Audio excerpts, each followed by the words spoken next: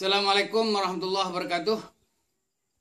Alhamdulillah, pada petang ini membicarakan sejarah politik Islam zaman Nabi Ismail alaihissalam.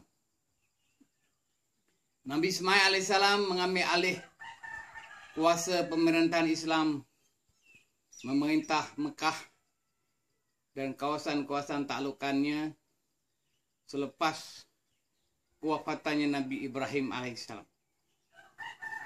Nabi Ismail bersama Nabi Ibrahim pada masa zaman mudanya bersama-sama untuk membangun Baitullah, dan dia membantu ayahnya Nabi Ibrahim dalam usaha untuk membangun sebuah kerajaan Islam di Mekah. Khususnya tanggungjawab Nabi Ibrahim dan juga Nabi Ismail pada masa itu dan juga semasa zaman menjadi Nabi dan Rasul adalah untuk menyeru manusia supaya datang beramai-ramai ke Baitullah untuk mengerjakan peribadatan haji. Dulu orang tak ramai datang ibadat haji, mana semua orang Islam yang ada seluruh dunia boleh datang ibadat haji.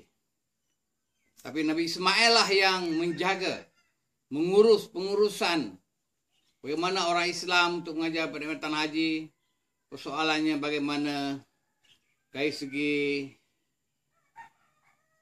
keselamatan, kesejahteraan, dan juga untuk menjamin mencukupi air Zam-Zam itu dipastikan semua orang dapat pulang balik ke negara masing-masing membawa air Zam-Zam. Dan juga Mekah menjadi pusat perdagangan Islam. Pemerintah Islam menjadi pusat perdagangan di samping mengajar ibadat haji, makna ada pengurusan perniagaan, perdagangan sebagaimana kita ada sekarang. Maknanya Mekah boleh maju dengan mengadakan peribadatan ibadat haji. Semua orang datang untuk berniaga dan berurusan perniagaan, macam-macam barang dagangan yang dibawa daripada Syam dan juga daripada Yaman dan negeri lain dibawa ke Mekah dan dijual kepada musim haji. Begitulah juga pada masa zaman jahiliah pun peribadatan haji masih dilakukan, tapi cara untuk jualan dan perniagaan itulah mengikut cara jahiliah lah. Ini masih secara Islam. Peribadatan ibadat haji dan urusan perniagaannya adalah perkara yang halal.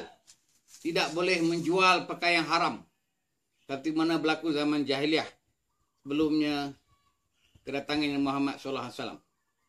Melalui keturunan Nabi Ismail inilah terdapat beberapa generasi keturunannya sampai kepada Nabi Muhammad SAW yang dikenali sebagai atuknya itulah daripada kalangan orang Arab Quraisy. Kalangan Arab Quraisy ini adalah berketurunan.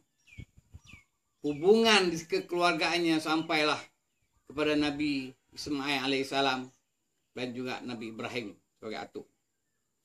Memanglah dari segi sejarah bahwasanya Mekah itu dibangun sejak pada zaman Nabi Adam alaihissalam dan juga para Nabi dan Rasul, khususnya pada zaman Nabi Ibrahim alaihissalam membangunkan semula Mekah dan juga Nabi Ismail alaihissalam.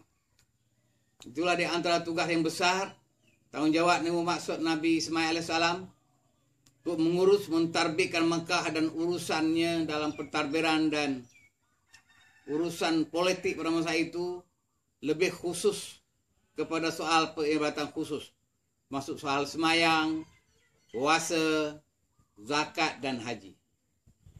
Dan adapun perkembangan sekarang ini, urusan dan tanggungjawabnya itu lebih tinggi lagi, termasuk soal politik, ekonomi, sosial, pendidikan, dan jihad, dan juga terlaksana hukum syariat Islam. Maka zaman Nabi Ismail pun terlaksana hukum syariat Islam sebagaimana diperintah oleh Allah Subhanahu wa taala. Tapi Nabi Ismail alaihissalam dapat menjalankan dan melaksanakan hukum syariat Allah dengan sebaik-baiknya. Malahan pada zaman Nabi Ismail alaihissalam belum ada lagi perkara kepercayaan perkara yang musyrik kepada Allah Subhanahu wa taala. Semua manusia yang ada di Mekah pada masa itu hanya menyembah Allah dan beribadat hanyalah kepada Allah dan berakidah kepada akidah Islam, yaitu bertauhid, kepercayaannya kepada Allah dan terlaksananya hukum syariat Allah di Mekah. Wabillahi taufiq wal hidayah. Assalamualaikum warahmatullahi wabarakatuh.